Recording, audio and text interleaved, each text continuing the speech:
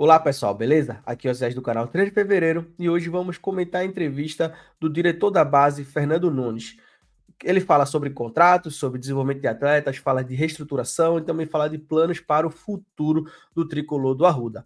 Mas antes de seguir, vou pedir para você se inscrever no canal, dar um like no vídeo, compartilhar para mais pessoas conhecerem nosso conteúdo e também deixar seu comentário se você acredita, se você concorda, se vocês, o que você espera da base ou qualquer outro assunto envolvendo o Santa Cruz. Sempre estamos interagindo aqui no comentário nos comentários e é importante para entender o termômetro da torcida e direcionar nosso conteúdo. Também nos ajuda a bater a meta de 3 mil inscritos. Só depende de você. Você que está do outro lado e não é inscrito, se inscreve agora no canal, beleza? Também vem fazer parte do grupo exclusivo de membro. Clica aqui em Seja Membro. Baratinho, baratinho. Você faz parte do grupo exclusivo de membro ali. Também ajuda o canal. Mas se não quiser fazer parte do grupo de membros e quiser ajudar o canal de alguma forma, aponta a câmera do celular para o QR Code na tela e ajuda o nosso canal, beleza? Sem mais delongas, vamos ouvir o diretor da base, Fernando Nunes. Recebendo o Fernando Nunes, diretor da base do Santa Cruz. Tudo bem, Fernando? Primeiramente, bem-vindo ao Jogo Aberto Pernambuco. Vamos fazer uma análise, uma geral sobre o saldo da base coral na temporada. Santa Cruz, que disputou recentemente o Pernambucano Sub-20, acabou eliminado para o esporte. Mas como é que está o trabalho da base nessa reestruturação na gestão do Bruno Rodrigues? Eu que agradeço aqui o convite. Olha, tivemos um começo de trabalho com muitas dificuldades. Não é segredo para ninguém que o Santa Cruz estava com a base praticamente parada e, diante de um começo, eu acredito que tem sido feito um trabalho muito importante dentro da base. Conseguimos reestruturar o Sub-20, tanto que chegamos agora, como você mesmo falou, numa semifinal. Infelizmente, perdemos para o Sport num jogo atípico, onde algumas falhas e uma expulsão não deu para a gente chegar na final, mas a gente não pode jogar tudo por água abaixo. Eu acredito que o trabalho que foi feito foi um trabalho muito bonito. A gente está conseguindo hoje, dentro da base do Santa Cruz, formar outras categorias que não estavam aqui presentes, como a Sub-15, por exemplo. Estamos agora trabalhando fortemente para se tornar um clube formador, ter o certificado de clube formador, que é uma das coisas que vai garantir a gente de não perder jogador. É uma das ações que eu acho tão muito importante dentro da base. E hoje, com pouco tempo de base, a gente já tem, por exemplo, 3 jogadores que estão emprestados no Cuiabá, com direito de compra pelo Cuiabá, com passe fixado. Vendemos um jogador na Copinha, temos outros jogadores emprestados para o Bahia, para o Vitória e para outros clubes. Ou seja, a base do Santa Cruz está se reestruturando para atender a demanda de um clube tão grande quanto é. E agora, o que pensar para frente, né? Passada a disputa. Essa entrevista foi dividida em 2 blocos. Eu queria comentar essa parte aqui. Já está no fim, o Paulo vai fazer outra pergunta ali, mas eu queria comentar essa questão de reestruturação. A gente não tinha Sub-15, o Sub-17 estava todo esfacelado. Imagina, o Sub-20 já era esfacelado, imagina o Sub-17. E esse loteamento da base faz com que o clube só entregue o escudo, porque os demais atletas sobreviviam de outros atentos, né? E agora o Fernando está tentando profissionalizar isso, pelo que ele está falando, e o clube vai jogar o Sub-15 e vai jogar o Sub-17 do Campeonato Pernambucano. O Sub-17 já tem a data na nossa rede social, então segue aí 3 de fevereiro no Instagram. E o Sub-15 também a gente vai postar em breve também a data do início do Sub-15 do Pernambucano. Então, vocês veem que a tratativa é outra, né? A tratativa é outra. Primeiramente, está dando entrevista, já é uma coisa como quando a gente viu a entrevista de alguém da base para falar da base. É difícil. E o Fernando tá dando a cara. Isso aqui. O Zé, tu tá babando. Muita gente. Eu tô doente fazendo vídeo. Desculpa. Muita gente vai dizer que tô babando e tal, mas não é a realidade. Santa Cruz era um clube que ninguém sabia quem tava na base. Aliás, sabiam, mas não davam as caras, não davam entrevista. Você ia ver algumas pessoas fazendo isso, dando entrevista ao Paulo de Tasso, a gente comentando entrevista de alguém na base. Dificilmente a gente veria isso. E eu acho que é importante a gente começar a abrir essa ampliação da comunicação com a base. Isso é interessante. E a questão da reestruturação, como eu falei, né, Santa Cruz vai começar a engatilhar essa reestruturação e os planejamentos que ele mesmo falou aqui, clube formador, e provavelmente deve ir para outras categorias, sub-13, etc. Então, Santa Cruz deve continuar nessa reestruturação, como o Fernando Nunes falou. Vamos continuar aqui. disputa do Campeonato Pernambucano para o Santa Cruz Sub-20.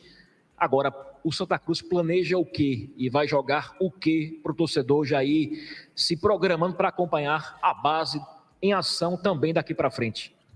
Olha, nós demos 10 dias de folga para os meninos, para os garotos, e a primeira competição que nós temos já em vista em setembro é a Copa Pernambuco, onde disputaremos aí a categoria Sub-20.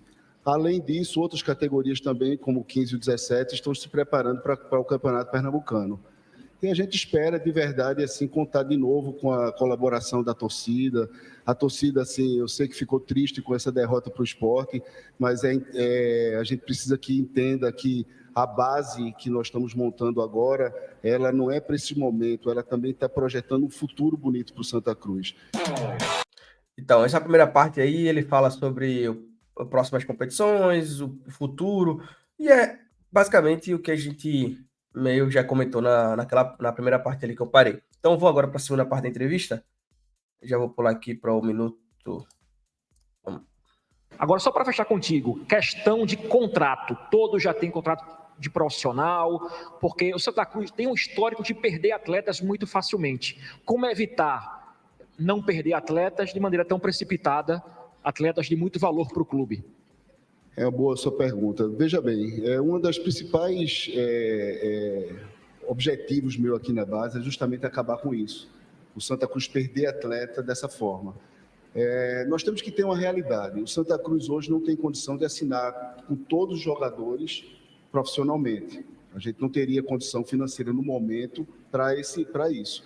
Então, baseado nisso, eu tenho feito parcerias. Parceria com o próprio atleta, para ele saber a importância do Santa Cruz, dele estar aqui dentro, sendo projetado dentro de um clube tão grande quanto o Santa, e tanta visibilidade.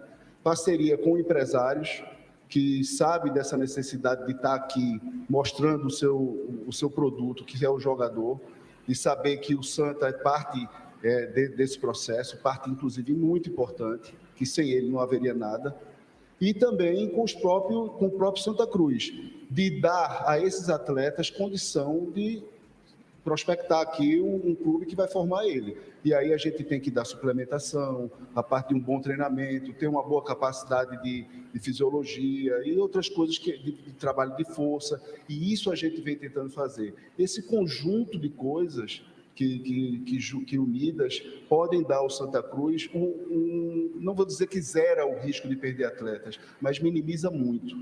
Além disso, a gente tem hoje, por exemplo, contrato de amador aqui no Santa. Se algum clube hoje se interessa, até pela ética do negócio, ele chega para a gente hoje, faz um contrato de parceria, onde o atleta é encaminhado com um clube, vamos dizer, de primeira divisão, mas as garantias de direitos econômicos do Santa Cruz, um percentual do Santa Cruz, é garantido em contrato.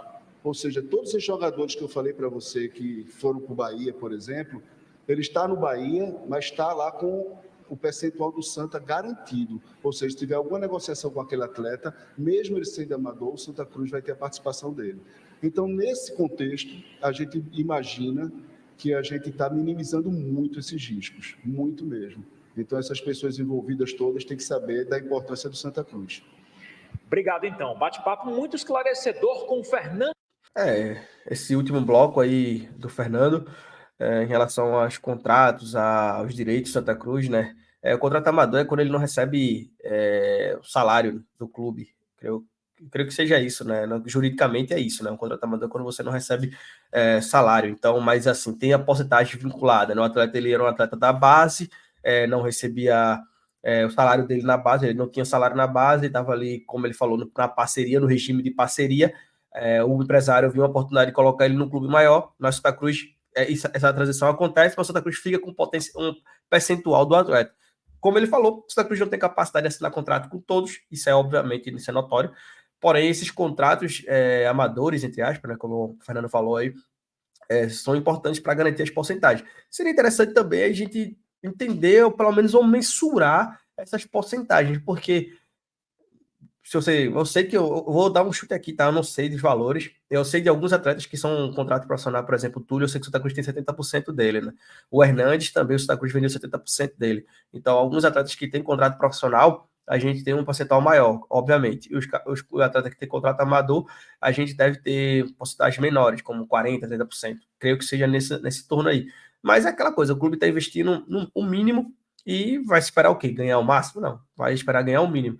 A partir do momento que começa a estruturar e a gente começa a fechar esses contratos, deixa eu botar a câmera para mim aqui, fechar esses contratos profissionais, a gente começa a ampliar também os ganhos, né? A partir do momento que eu consigo ter 100%, 90% de um atleta promissor e eu consigo fazer uma venda nele, eu vou ter aquela porcentagem grande, aquela fatia do bolo grande, né? Então, quando esse regime de parceria ele continuar, até o clube conseguir se estabilizar, a gente vai estar ganhando, investindo o mínimo, ganhando o mínimo, né? Como ele falou, né? Eu prezo muito por isso, o departamento de fisiologia, a gente precisa, sim, profissionalizar cada vez mais esse departamento de fisiologia, porque isso aí ajuda no crescimento do atleta, no equilíbrio corporal, no equilíbrio, massa corporal vai entrar no equilíbrio corporal, então todo esse desenvolvimento, tamanho de membros e etc, isso tudo a gente tem que ter um departamento de fisiologia que ajude o clube a desenvolver isso, né? A gente tem um problema crônico com o Natan, o meio-campista da Cruz, que se aposentou, era uma estrela no craque de bola, porém se aposentou precoce, a gente pode dizer, uma carreira brilhante por problema fisiológico, né? A gente viu vários relatos em relação a lesões e mais lesões do Natan.